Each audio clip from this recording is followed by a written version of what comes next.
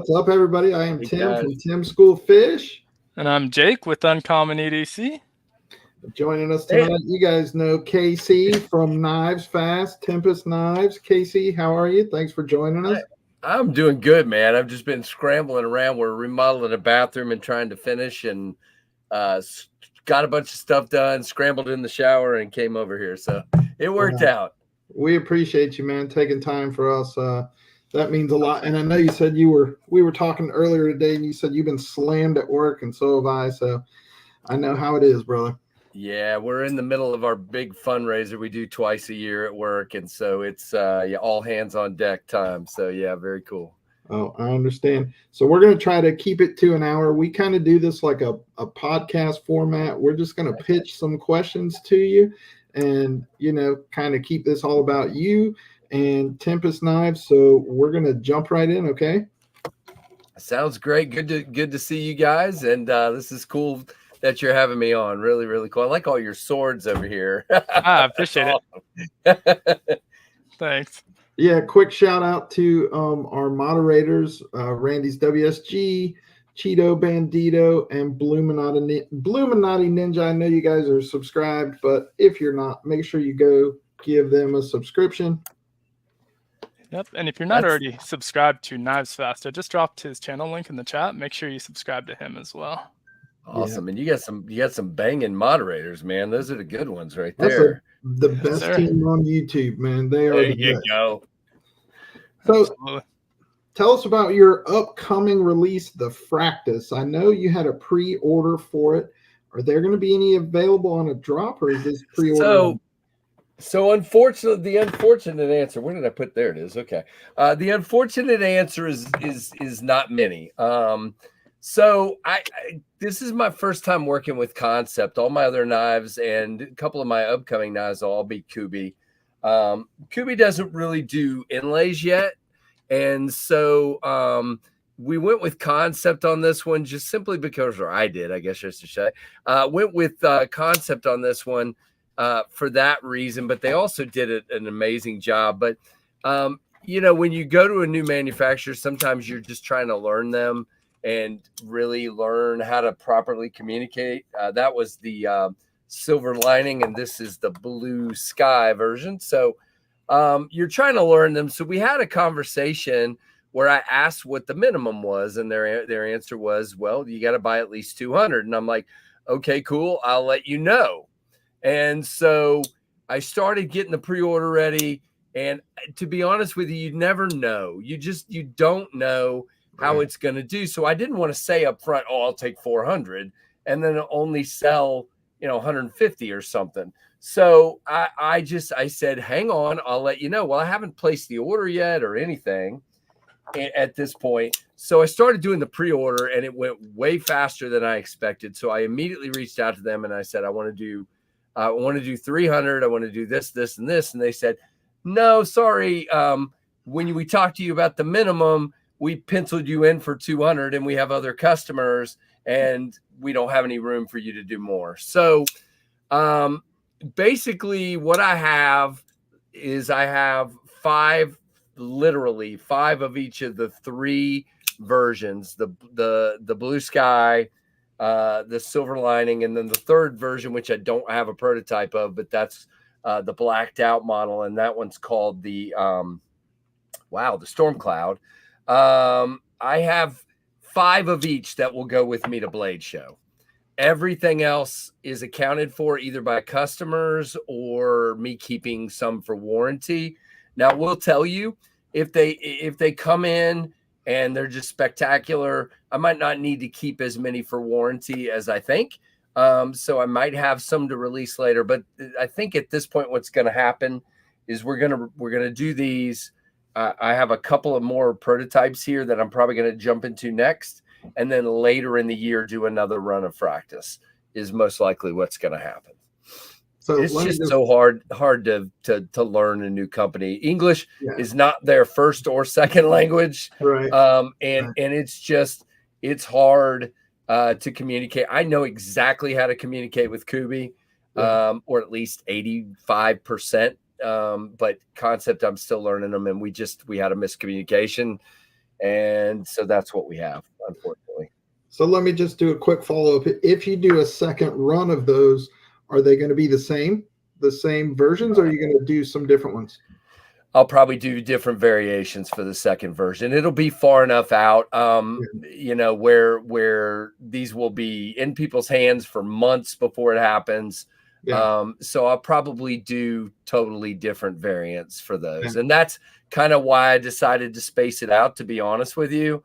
There's part of me that kind of feels like, you know, if you come right back with the same exact versions, are you really going to sell, you know, all of those? And so waiting a little bit longer, you know, you might see some purple or red or something different. I've got ideas in my head that are pretty crazy. So we'll see. I definitely think this is one that could go through 2 or 3 runs with different variations, because of how popular it was, way more than I expected. Yeah. And they just nailed the action on these. Yeah. Have you dealt with many, either of you? Have you dealt with many concept knives? A little bit of concept, yeah. A few. My thing that I didn't even realize, because I'm not the guy that, when a review knife comes in, it's usually a pass around knife. So I don't disassemble a pass around knife. Okay. Right. Now, lately I am getting more companies that are sending me knives, but I'm still not the disassembly guy. That's not my channel. Okay. So I didn't even realize what they do until we talked a little deeper, but you have bearings, but then you have race washers, and those bearings ride in this narrow channel around that race washer. And so you end up with this thoroughly polished action. Yeah. It is very, very smooth. You can see it's just insane. So very happy with that. It's got a nice hydraulic close on there. Just want to say thank you, B for Baron, for that. Much appreciated, brother. For sure. Thank you. Very cool. 2 weeks in a row too. Appreciate it. He's a good dude. Yep. I see a lot of names I recognize in the chat. So very, very awesome. Yeah. Yeah. We got a lot of the same viewers, I think. Yeah, I think so too. For sure. Now, with the practice, you've kind of moved into, at least from the pricing standpoint, that more premium price point. Was that a conscious decision? Are you moving away from the budget offering? No. So you'll see in a minute when we get to the new prototypes here. One of them is going to be right around the 100, 110, and one of them is going to be around the 130, 140 range. That's where I'm going to live. Probably 80 to 150 is going to be the sweet spot for me. To be very honest with you, 80 is going to be tough for me to get back to, because I've gotten to the point I like to have titanium back spacers and things like this. And so it's going to be hard for me to, but probably 80 to 90, you know, on up to 150 will be most of where I live. But knowing how good this went, I could see one like this a year, maybe, you know, you know, some kind of premium something. So it's, very, very cool. And NASA, thank you. Speaking of premium, I'm going to go way back in time here to your first design, which was the Mach 51. I know you did a video recently. Are there any plans to resurrect that thing? So, all right, let me just be completely honest. And there are people in the chat, by the way, I put a lynch clip on it recently just to try and see what I thought of it. And to be honest with you, I'll go back to the wire clip. It's just, it sticks off too far, but that's just me in such a thin ergonomic knife. But if I'm being honest, which I am, I don't think I'll ever come back with it exactly like this.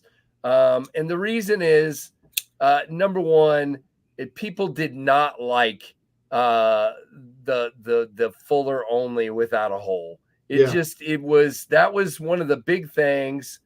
And then, you know, admittedly, I was still learning, and having this hump right here feels incredible ergonomically. I mean, this is great, but it makes it very hard to disengage the lock bar because you're way back here disengaging it. So there's just some things about it that it probably won't ever come back in the same form. But I have a drawing of a knife that I'm about to get CAD work done on that is a derivative a very close derivative of this with some changes. So I would think either late this year or early next year, you're going to see something. Again, people are going to go, oh, that's not the Mach 51, but it's going to be close. I mean, it definitely has a lot of the same vibes, just a little bit different. I'll tell you too, the other thing I caught a lot of grief, and you'll notice, I mean, it still lives in a lot of my knives. So, I mean, it kind of lives. You got that hump at the top there. It lives, but I made it look more. It's like, you get your kid to eat Brussels sprouts, or you get your kid to eat broccoli by dumping cheese all over it. That's what the pinion is. It's the Mach 51 with a little more tasteful cockpit, if you will. And then that's moved into a lot of my different knives. They, like even the Fractus sticks up like that. Yeah. But it's more tastefully done. So I don't know that you'll ever see that again, if you will. It just wasn't received well. Yeah. So I like it, but what do I know? And what was the inspiration for that knife? I know, but maybe some people watching don't know. Oh, yeah, I'm glad to talk. So I grew up, okay, so I'll try to keep this short, but my dad was 45 when I was born. My dad was in World War II. My dad was an amazing American, great dude.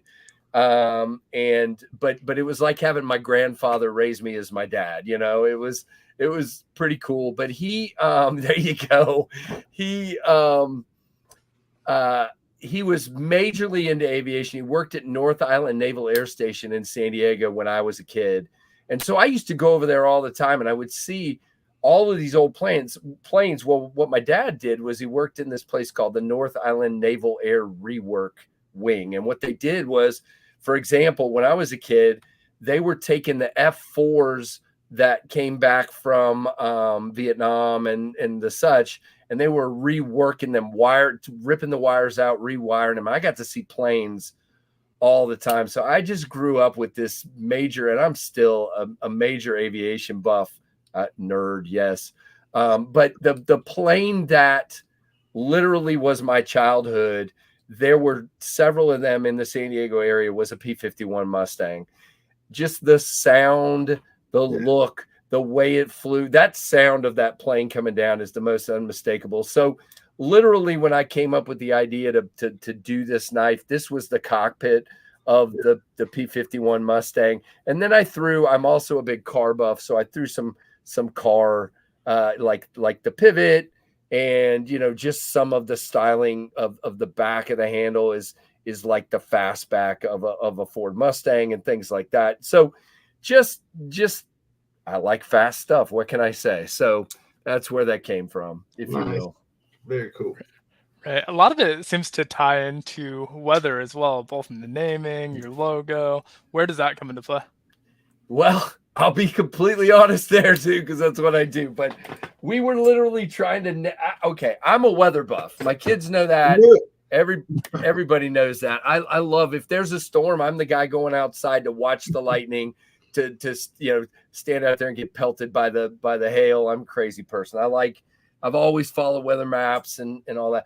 But we were just sitting on the beach one day trying to name the knife company when I just first started with the Mach 51, and I couldn't figure out a name.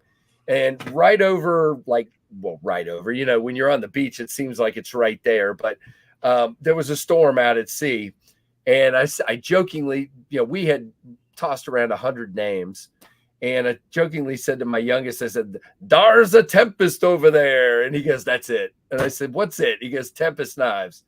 And so it just occurred to me after the pinion, again, we did the Mach 51 and then the pinion. Pinion doesn't really have anything to do. It's more about wings. Right.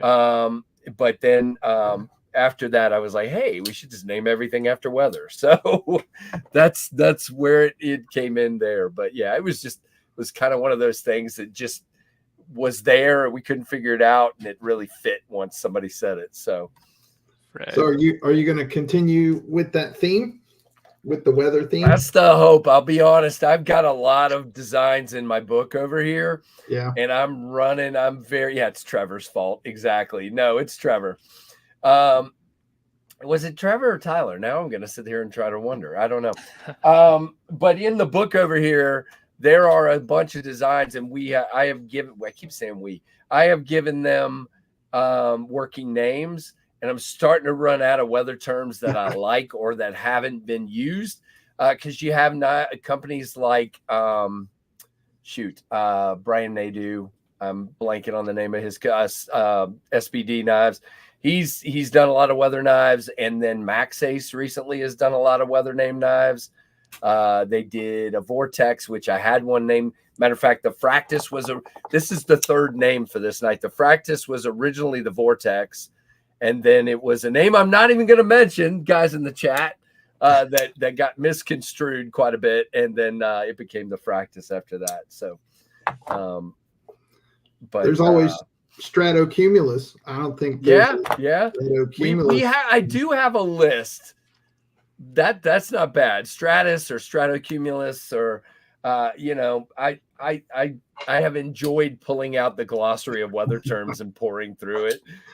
Most people would go, "This is really dumb," but I think it's pretty cool. Well, I was a science teacher for 20 years, so I can geek out on that. There you go. There you go. But I wasn't a science teacher, so I would just call it the Strat. The Strat, the Fender Strat. Yep. Well, that's and that's not bad either. I like that. That's pretty cool. They want to see. I'm being asked to show a prototype, so if you guys don't mind, I'll do that. Good. Of course. So probably the next design you guys have seen, I hope. Well, if I can grab one, the Jetstream. This is the Jetstream, which has already come out and sold out. They're gone. So I decided to come back with, instead of just doing new variants of that, I decided to come back with a small, a mini version. Again, I like the idea of doing something different. I thought about doing a new blade shape, but I got to tell you, I just love this blade shape. So this is the Micro Jet, which basically name-wise isn't really a weather term. It's kind of like a takeoff on the Micro Burst and the Jetstream mixed together. So it's the size, 7 inches of the Micro Burst, and it's a mini Jetstream. So it's smaller this way. It's an inch smaller lengthwise. And it's bad. I mean, it's like they came so well tuned from Kubi. I am just floored. So this is the Flame Anno with milling lines. And then I asked them, they have never done an acid wash. So I asked them if they do an acid stone wash, and for never having done one, this is absolutely killer. Yeah, that's good. Yeah, it came out really, really nice. So yeah, looks great with that handle. I can sort of I can see your design language in your knives. In my opinion, you have a specific design language. Would you say that you have a specific design language, and would you say that you have a design signature? Yes, in both cases. So I would say I think I have things that they weren't intended to be that way, but I think they've morphed into things that you'll see. I mean, again, the pivot is going to be there from now on pretty much. By the way, this is the blue, the version of the Microjet. The hole with the fuller, some sort of hole in fuller thing, I think is going to be something that lives on for quite some time. You'll see different variations. I have a knife that I'm working on with an OEM that will be their knife. In other words, a licensed design that just has a hole with no fuller. So there'll always be some sort of that kind of shape hole, if that makes any sense. And then, I like to think my blade shapes and different things and my handles kind of have a signature to them as well. They feel you're definitely going to get a ton of lock bar access. Ergonomics are going to be on the top of the list. Yeah. So, yeah, Chinook I have down for one. There is a Chinook. definitely in the book. Yeah, and you kind of led us into that next question when you said licensing coming up. Do you have plans to license out designs? And when you do, is it going to be similar to like the Chavez RCK9 where he makes his own? He's also licensing it to Iconic. Okay, so Chavez has been a custom maker, so Right. I'm not that. I'm a designer. I don't make my own stuff, so you're not going to see. So when I license a design, it'll be their design. Gotcha. Now, the language in these contracts are really careful. So there would be a possibility that, for example, okay, well, I have already licensed one out if you guys haven't seen that, but this is the Kubi Dust Devil. Right. And again, Tim, I hope you can see the signature there. So this one's very sort of pinion with more of a, kind of a spear pointy kind of blade. But if I can put a swedge on a knife, that they don't all have swedges, but I love to have a swedge for cutting purposes. It just helps pass through material easier. But anyway, Kubi made these. These are all sold out. There were 3 versions: red micarta, black micarta, and ultim, and they're gone. But they're working on run number 2, and they should be out by the end of the month. So this is their design, but the contracts are written such. What I was going to tell you is, if I wanted to come down the road with something similar to this, with a sheep's foot blade or whatever, and call it a different knife, I can do that. I mean, I'm not locked out forever. This particular design with this handle and this blade shape is theirs, if that makes sense. It's not like they own, the right to go stick 10 different blade shapes on this. They don't. They own this design. So, and I have, to answer your question, I have 2 more. I won't say the manufacturer or the knife because I can't. One of the prototypes might be sitting right here and I can't show it. Dang it. But I have 2 more working with two manufacturers, 2 different manufacturers, and I'm hoping we'll see those fairly soon. And they do well. I mean, I can tell you this prototype I got right here, this is going to sell. This is, I'm very excited. They did a phenomenal. That's the one thing about licensing that kind of I like and I don't like, is sometimes they can stick their own thoughts and ideas into them, meaning materials wise or finish wise or whatever. But I like what they did with this one. Really, really cool. So, and then I got another one in the works too, that I haven't seen a prototype on yet, but I'm waiting for that soon, hopefully. When it came to starting to license out your designs, was that a function of, I have too many in my book, they're never coming out, or was there them coming to you saying, hey, you got anything you want to work on?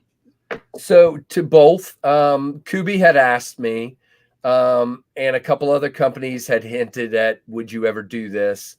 And so, which is funny because one of the companies that asked me didn't like any of the things I sent them. So we haven't gotten anywhere with that one yet, but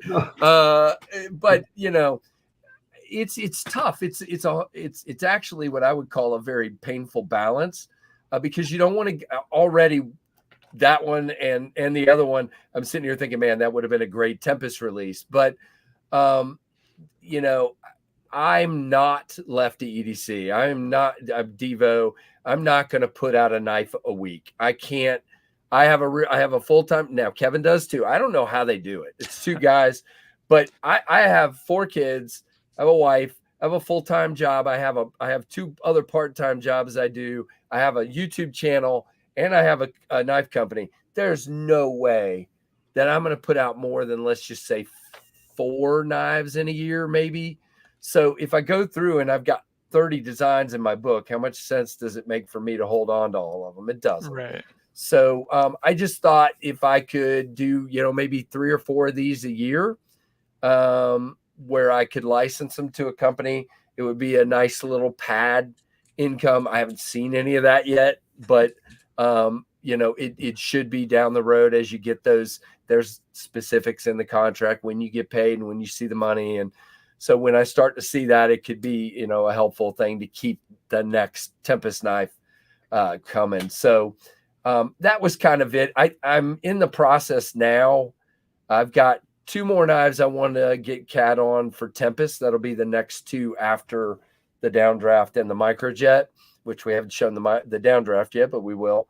And then I'm probably going to do 2 more that I will take out and shop to see if anybody wants to build those. So I've got, and I just, to be honest with you guys, it's life lately. It has been tough to find a window to draw and because I got to be in that headspace of something hits me and I feel like I got to get a pencil out and put that down. And so I got to get, I've got plenty of designs, but I want to have some pad, if you will. Right. And yeah, so it's just that balance. And again, it's, all of them are my babies. So it feels weird giving one up to somebody. But I also think it's a way to get more of my designs out there when there's no way I'm going to be able to keep up with 6 or 10 or whatever a year. I literally don't know how Devo does it. And I'm friends with Kevin and we talk all the time and I have zero clue how they're doing it. So you kind of hinted at this. You said you had a prototype there that you can't show us, and you got the downdraft sitting over there. So besides the Fractus, should we expect some more Tempest knives in 2020? Oh yeah. Yeah. So I literally decided yesterday when the prototypes came in that the microjet is going to go into production in the next couple of weeks. Okay. I'm most likely, I haven't done all the math yet, but I'm most likely, and let's show the 3rd version since I've only shown 2 of them. So this is the 3rd, which is the dirty belt satin with carbon fiber.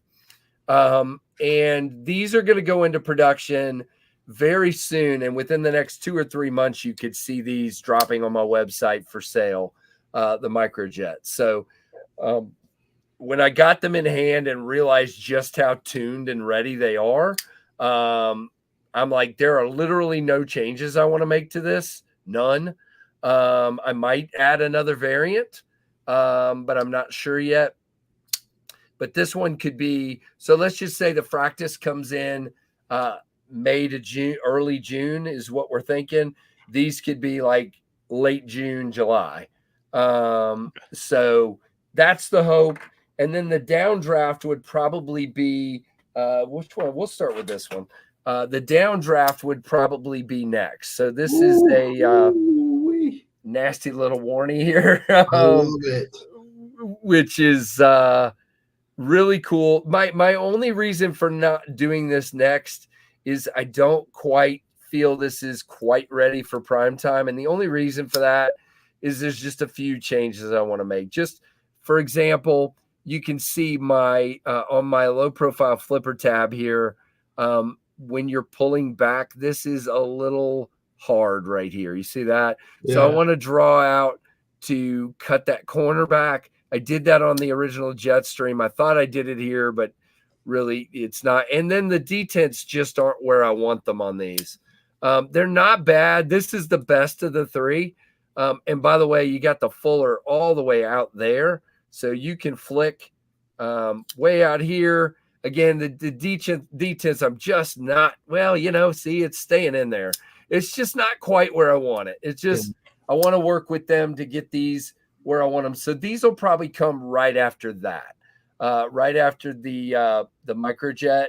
And at that point, Kathleen, the handle on both of these is just melt in your hand kind of stuff. So I'm very happy with how this came out. And if you like that one, Tim,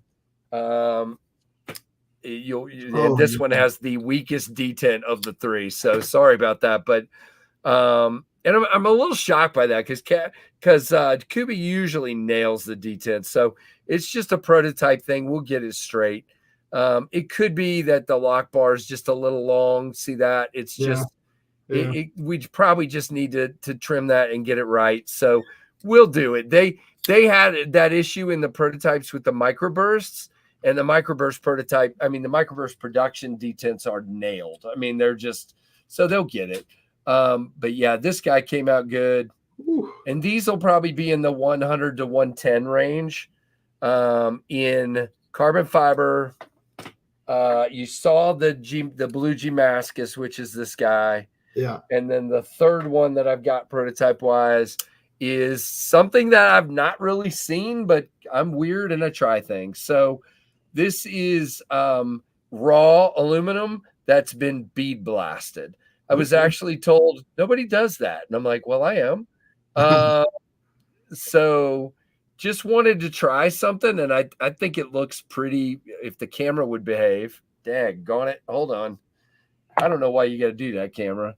But I think it looks terrible right now. But anyway, solar flare. That's your next knife, is the solar flare. Solar flare, exactly. But I think they came out really nice. There you go. It's behaving now. But came out really, really nice, I think. And I might do other variants. I have some dealers that have reached out. So Casey, what's the blade steel on that, on the warning? So both of these, I decided last night that both of these, the microjet and the downdraft, are both going to be 154 cm. So I like 154. I think it'll work good for these, to keep them at a price point that I want. Yeah. I'm not really running away from 14C. There's a lot of 14C right now. And I also feel like, 154 is more rugged. If somebody wants to use this as a work knife, not this one, but the ones with the stonewash, they'll be less likely to scratch than the 14C ones will. I don't care about scratches, but some people do. So right. Yeah, that's what a knife's for. Let's go scratch them up. So you mentioned earlier that you want to use that pivot going forward, the rim pivot. Yep. Is that something that all of the OEMs are doing their own hardware, or is that something you're sourcing separately and sending to them? Oh no, they're the two OEMs I've worked for. The three. Okay, so let's go back. The prototype of the Mach 51 was QSP, and they did it. And then Kubi has done the pinion, the microburst, the Jetstream, the microjet, and the downdraft, and then Concept. So they've all done their own hardware.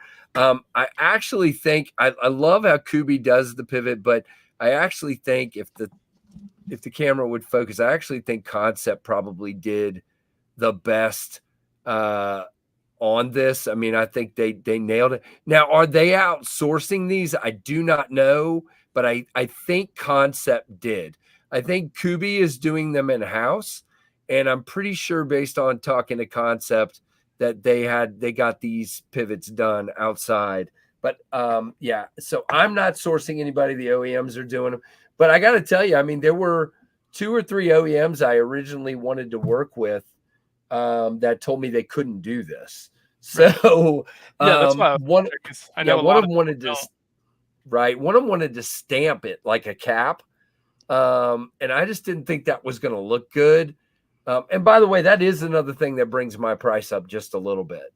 You can imagine milled titanium like that is not simple or inexpensive for them to do. It's not something that, is easy. And I got to tell you, I was talking to a couple US manufacturers, and I was told by some of them, we can't do that in-house. We don't have the tooling for that. So that was a very interesting thing to hear. But yeah, it's I don't know. I think it's become a calling card for me. Yeah, for sure. So I think it's just got to be there. It won't be there, as you could see from I had drawn in when the Dust Devil was originally done, the fixed blade. I had drawn in for these screws to be that. To be that wheel design, and as you can see, Kubi's like, no, this is our knife. So but that, so the ones that are mine, they will have it. There we go with the focus issues again. So but the ones that are outside won't have it. So right, that makes sense. Yeah, I don't think people realize how much harder it is to do milling on such small pieces of titanium versus an entire handle. Right. On the US side, I know Tor does their own hardware in-house, so someone like that might be able to do it. They do, and we have talked. I'm actually working on another fixed blade. I would like to see it's a let's just say bushcraft size would be what I would say. And we've talked. It hasn't gone real far yet because they got so many of their own projects going on. But we'll see. I would love to see that happen down the road. That would be awesome. And I hope to have some of those kind of conversations at Blade Show. I've got some great help. And last year was my first time as Tempest at Blade Show. And so I was really uptight. I'm going to relax this year and let my son and Jeremy, my friend Freak Show, help me out a lot. And I'm going to try to get around more and make some of those, those connections to be able to do that kind of stuff down the road. Hopefully I would love to do a US model. I don't know how long you've been married, but I know that you've been married long enough to have 2 sons. Just a word of advice. You should not call your wife Freak Show. That's probably no. That's not my wife. Oh. No, that's my buddy Jeremy, Freak Show. So okay. No, my wife is not Freak Show. My wife is Scarlett. So no, we have 4 kids actually. 4 kids. No, I am much smarter than that. Trust me. I know. My wife is Sweetie and Dear. That's right. And things like that. So yeah, absolutely. So I know you said question. I saw the question up from I think Anaso. I believe their heat treat is pretty much the same number for 154 and 14. I think it's 59 to 61 is what they run both of those at. Again, we can have those arguments all day long.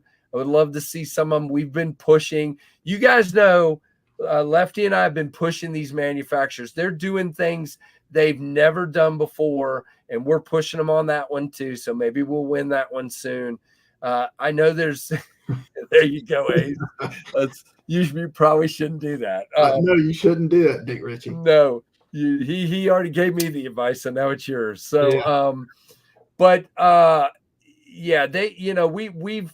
we're making inroads, so hopefully we'll get them up a little bit on that heat treat. But I got to tell you, I've beat the snot out of my microbursts on 14C and out of my jet streams on 154, and I'm very satisfied. I'm not worried about the number. I know some people would, but for me, they work fine. So yeah, I'm not either. So you said you're a little bit surprised how well the Fractus pre-order went, and I think that the Microjet and the Downdraft are going to sell like crazy. But if I'm correct, your best seller so far has been the Jetstream. Why do you think that is? I think it was value, Tim. I think if you think about what you're getting in this knife, and what really set it over the edge was the micro milling. I mean, come on. Yeah. They absolutely, well, you can't, there you go. So they killed it on that micro milling. It just gives it this super premium look. In I mean, if you got in on the pre-order, they were 130. Yeah. Sorry about my camera there. But so you got 154. You got, by the way, jimping galore, which everybody gives me a hard time on. You got contoured titanium backspacer, milling, and you got a second deployment method for 130 if you got in on the pre-order. So I think it was, and I got to tell you too, I keep it real. It didn't hurt that when I got them, I delivered them to everybody. I had quite a few left, and I dropped them on my website. And it just so happened that it's pretty funny actually to say it this way, but I had sent Metal Complex a prototype, and 2.5 months later, he finally dropped his review right when the drop happened. And so there was a day that I sold more knives than I've sold. I didn't have that many left, but he ended up selling them out. They just went boom, out the door that day. And so the answer to your question is good design, good value, and a huge channel dropping a knife on the right day. So yeah, and see, Jim and my buddy Freak Show will tell you that I underprice my knives. I will tell you that I want to be successful. My thing is, I want these knives in people's hands. I want people to have these knives and to enjoy them. And so I don't want to sit here, I don't know if you know what I mean. I do not, Tim. The answer to that question is that was a after decision. So I basically, what they're doing is they're taking this version here and they're blacking the hardware and the handle, and they're black washing this. So no, I don't have one. That was one that we came up with, and I don't have one to show. I sure don't. Yep. So besides your knives, what other brands, what other designs do you enjoy carrying and draw inspiration from? Well, that's a great question. The second part of that question is the most interesting to me. So, you don't see it in my knives really, but I feel ergonomically, I draw a lot of inspiration from Spyderco. Unfortunately, Spyderco often has blocky handles, or which is weird because they care about hand positioning, but then the handles are flat. And so the contouring part of it comes to me from I don't even know. Just I ended up latching onto a couple of, I think, artisan knives that had, I think they were the Cerberus, like the Arian, and other ones like that really have really nice contoured handles, and that just became a passion of mine. It's like, why can people not see that contoured handles are so much better than squared off handles? And so that's kind of, but I have a lot of, in my collection, there's a lot of Devo, but I love, for example, the Berg Blade Sweeney is a phenomenal knife. I just got my first CNC custom knife. I was gifted a Holt Morpheus, which is just mind-blowing to me. It's just, and again, contoured, done really well. But I guess, it's just if you were to look through my collection, it would be a little bit of everything. Some EMP EDC early on, the very first, the Nimbles and everything. And there were some things he was doing that I definitely latched on to. But more than anything, and this is going to sound terrible, it's kind of a terrible thing to say, but it's true. I started the KnivesFAST channel because I was unable to find a reviewer that was doing reviews the way I wanted them. Yeah. Yeah. Most of them were too long and prattled on, and I didn't have time for that. So I wanted somebody. Same thing goes for the knives. When I started with a base, but I started saying, what could I do to make these kinds of knives better? And so the contoured handles, the ergonomics, the nice resting. You see a lot of my knives have a nice thumb rest up here. The clips that I like, the blade shapes, as much, and you will see, I have plenty of sheep's foot designs, but I kind of feel like a lot of modern designers have left the spear point and the drop point behind. And I think it's kind of sad. And even, like if you look at the pinion, it's, sure, it's a sheep's foot, but I got a drop point blade in there. So it's, Right. I've got so it was about what could I do that I would like better? I said a minute ago, what can I do better? I don't know that it's better as much as it's what I like better, if that makes sense. Yeah. The one I'm surprised you didn't mention that every time I see one of your knives I think of is the Arius. It's so much flow to it. It's almost like an automobile. I see like an Audi when I see it. Yeah. I had an Arius in hand for about 5 minutes at Blade Show 21. And I did. That's the only time I've ever had one.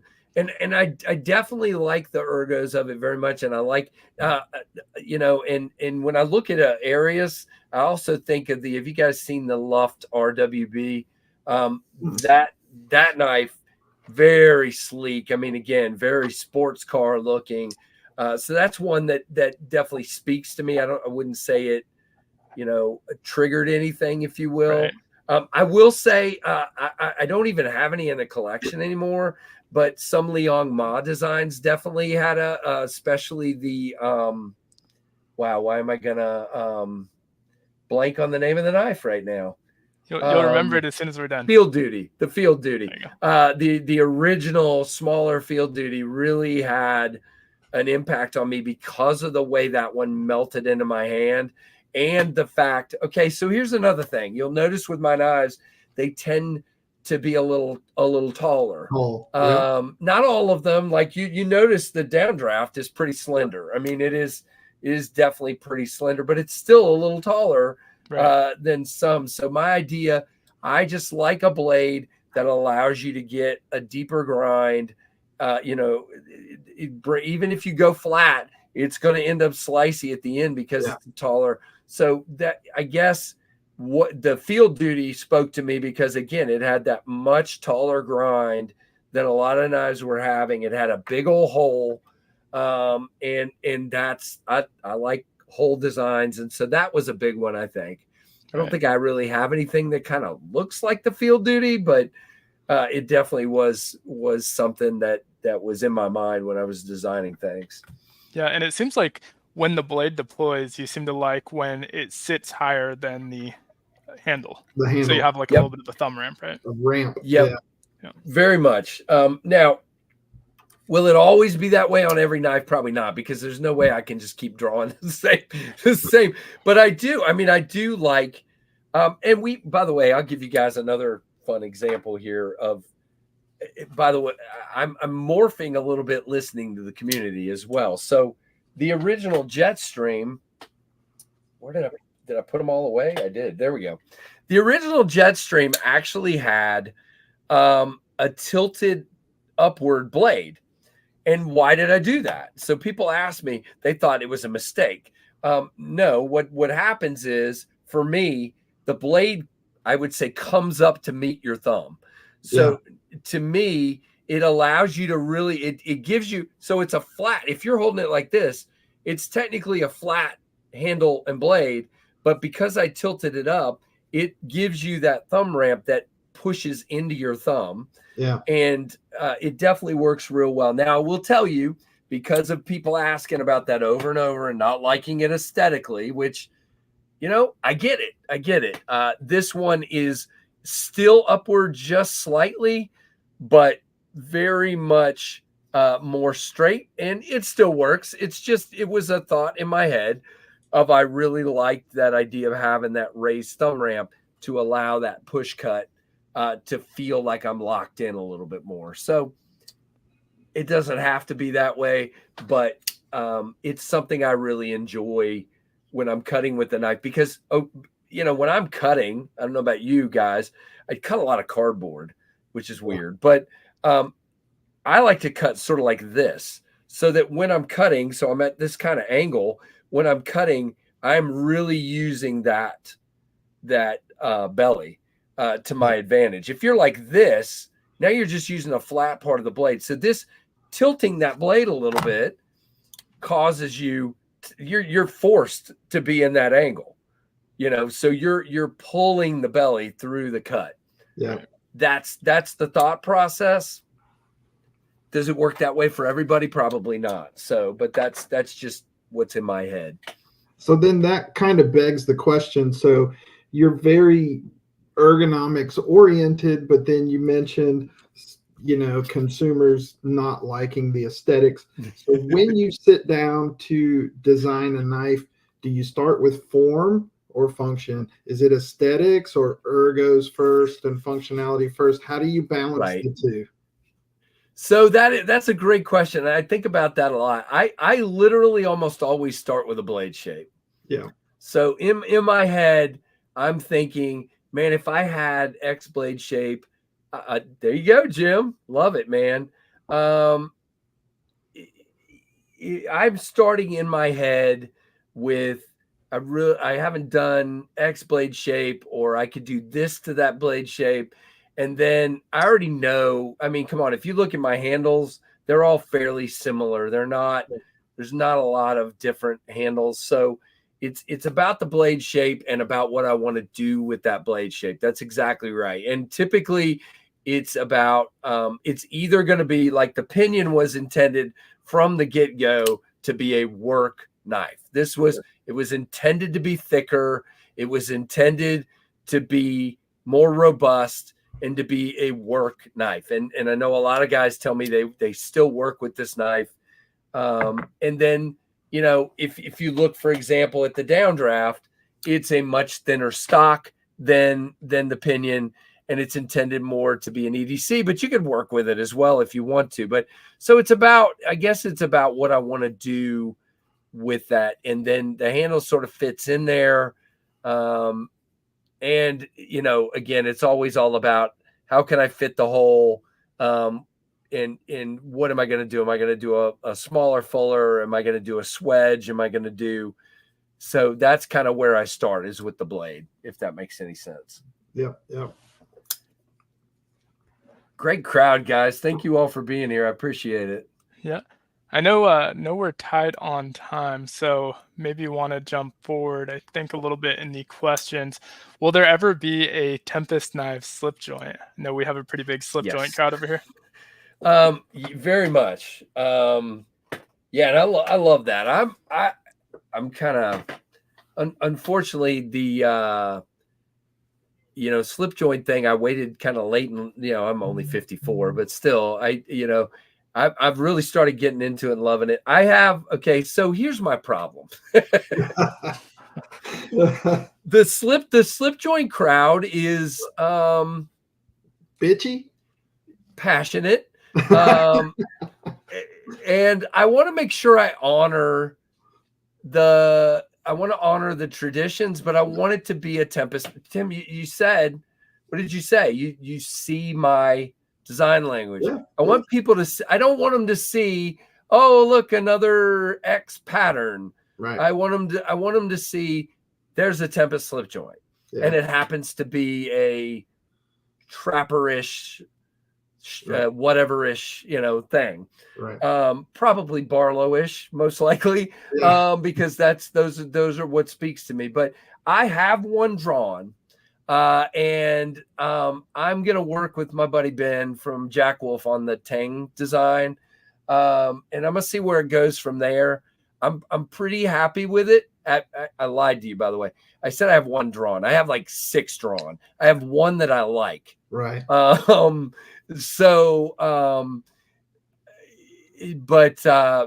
very much when I saw it, when I finally drew this one, I said, that says Tempest.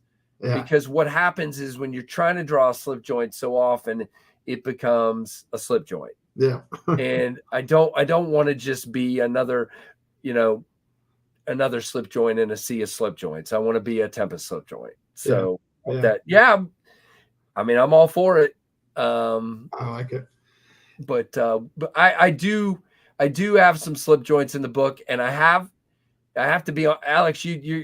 Alex, shoot, Tim, and I've forgotten your name now. I'm sorry. No worries. What's Jacob. That? Jacob. Yeah. Gosh, I'm old. Sorry. So Jacob, what I was going to say is, I have this a lot, and I don't even know how to explain it. I have a design in my head, but I can't get it on paper. Yeah. I have a slip joint design. I'm not going to give anything away, but we've talked very much about my love of cars and fast.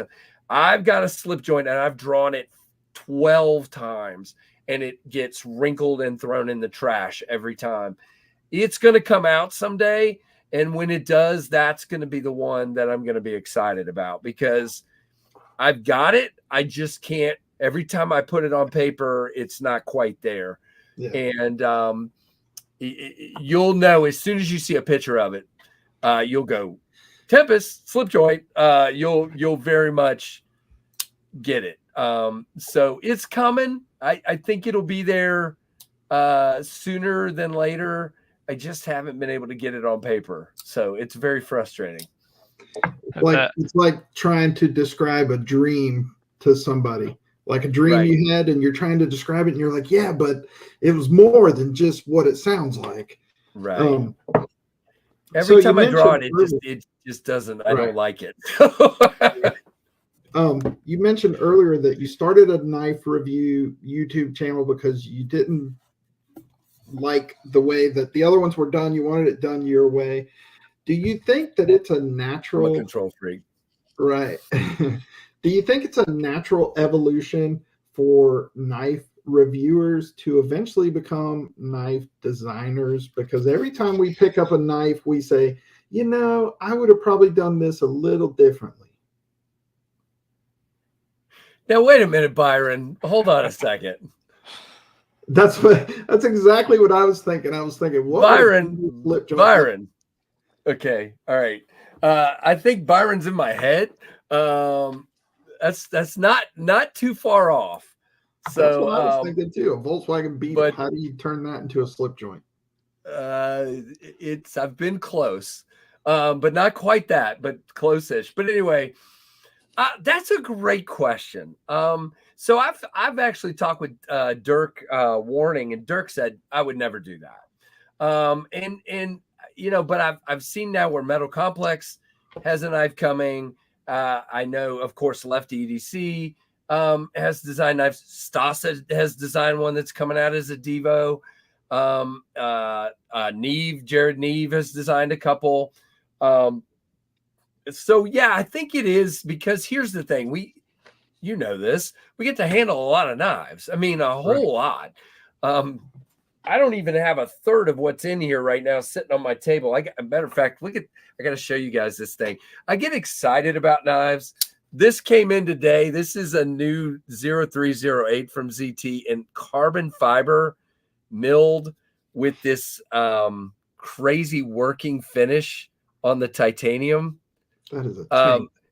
Yeah, it's absolutely. But we get to handle some of these, and so what happens is you're handling all these knives from all these companies, and surely you're getting ideas and thoughts of, you know, I know that of man, I wish they had done this, or what would this, you know, for example, you could. I'm not doing this, but you could take this and you could go, I wonder what this would look like if it was a little bit thinner, and, you know, it had X type of, you know, it had a sheep's foot blade or a Warncliffe, or, you know, and just when you're handling these things all day long, at least in my mind, you tend to think, what would I do differently with this knife?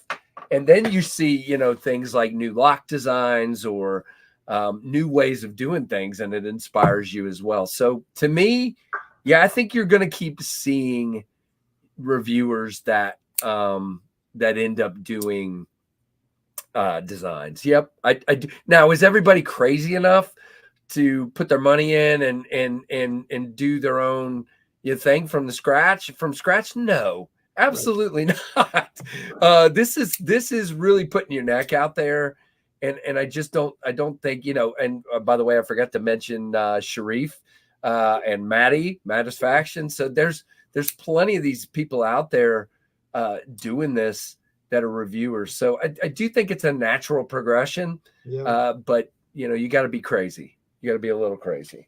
I think we've all thought about it and sat down and sketched knives and thought about what if I had my own design. I think it's a natural evolution, just from handling so many knives and seeing so many knives and what we would do different. I think it's just a natural progression. Doesn't help. 100% do. Go ahead. Sorry, Jacob. I was going to say, it doesn't help that my drawing skills, I would draw a stick figure version of a knife. Yeah. Well, you know, here, just real quick, I'll show you. So I don't know that I would consider my drawing skills all that great. You know, don't show all these ones you haven't done yet, Casey. Gee whiz, dude.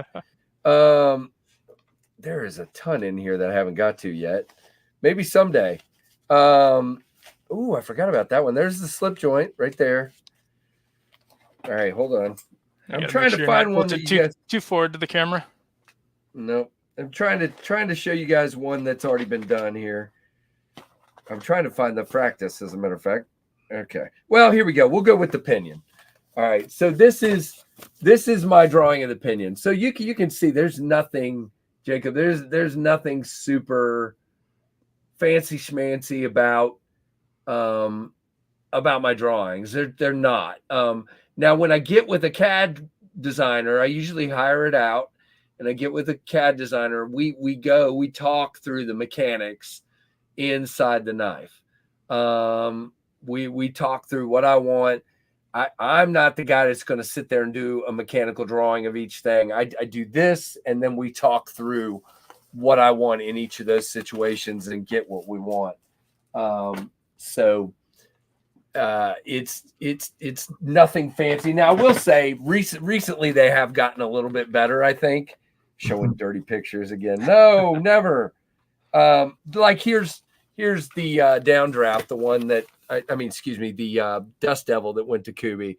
I mean, I think my drawings have gotten a little better, just like my designs have gotten a little better. And by the way, it was supposed to be Nitro V steel, but they didn't do it in that. But anyway, but there you go. And there goes my camera again. Sorry about that. Oh, good. Well, we're up against the clock, and I know you're busy. Yeah, we can go a few more minutes. If you guys have the time, I can go for 5 or 10 more minutes. I need to go before too long. You just say when, brother, so we don't want to. Yeah. Well, we'll go ahead and do a couple more, and then we'll get off here because promised the wife I'd be up there, so we better do that in a few minutes here. So I understand. Go ahead, Jacob. What you got? Yeah, that makes sense. So we talked about slip joints. We know you've already done the QB fixed blade. Do you have more fixed blades in the works?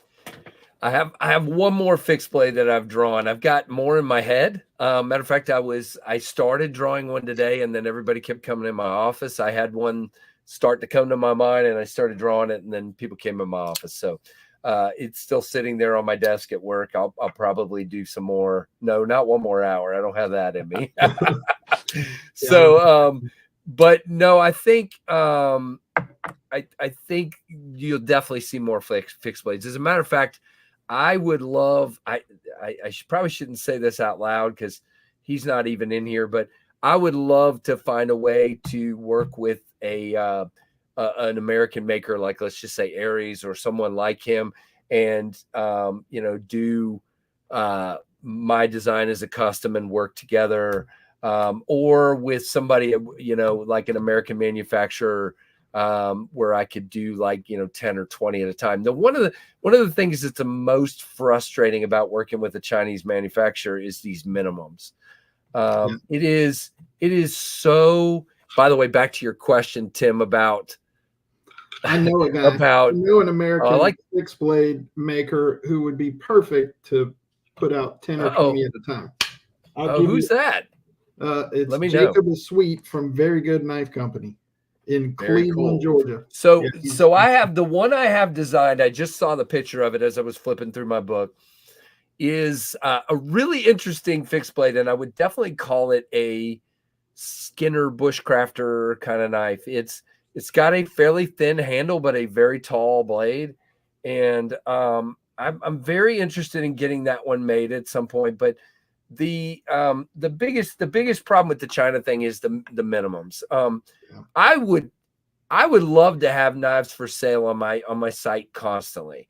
If I could get a relationship with somebody that would do, matter of fact, Jacob, I would love to see whatever I did with the Dust Devil. I would love to do more knives sort of similar to this, and just have 10, 20 made at a time, put them on my website, let them sell, do some more. I would love to do that kind of thing with U.S. manufacturers. I just haven't gotten there and found the right fit to be able to do that. I've got, like I said, one more fixed blade drawn, and 2 or 3 in different states of started to be drawn, if that makes any sense. But I love, I love, especially, by the way, I got this in today too. I I love EDC size fixed blades. Aries made a custom for me. That Dust Devil is a size I really love. And then I got the Smolt in today from Kaiser. You guys seen this thing? I haven't seen it. Yeah, this is a very nice EDC size, and it's basically the Militaw as a fixed blade is what it is. And I'm pretty dang impressed. Sure, Radio Geek, I would definitely do a neck knife. I love the Minimalist from CRKT and some others, and would love to do something like that. He's pocketable. Yeah, pocketable fixed blades is definitely my thing. Is that a Jacob B or is that a Cerberus? No, that's a Cerberus. This is a Jacob B. Jacob. And then this one actually might be a good manufacturer to talk to. This is a Dauntless Manufacturing, but it's a Matt Helm design. So Matt Helm does a lot of customs, but Dauntless does production runs of them. Cool. What would be really cool is to I mean, again, this doesn't have to be this way, but to find somebody that can either farm out water jet cutting or do water jet, just simply so I can get the same thing.